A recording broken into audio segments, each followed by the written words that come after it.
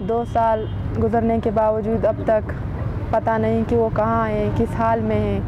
हमें ये नहीं बताया जा रहा है कि उसका गुनाह क्या है, उसने क्या कसूर किया है कि उसे 2 साल गुजरने के बावजूद इस तरह ज़िंदानों में रखा है। हमने कराची में एहतजाज किया, मुज़ाहरे किए, प्रेस कॉन्फ्रेंस किए। पहले भी हम कोयटा आए थे, हमने मुज़ाहरे किए, प्रेस कॉन्फ्रेंस किए, हाई कोर्ट में पटिशन दायर की, लेकिन कुछ नहीं, किसी ने हमारी आवाज़ नहीं सुनी। ये 4 अक्टूबर 2016 का दिन था, उनको उठा के ले गए इनके। फिर इन्होंने वहाँ FIR दर्ज करने गए, तहसील वालों ने इनकार कर दिया।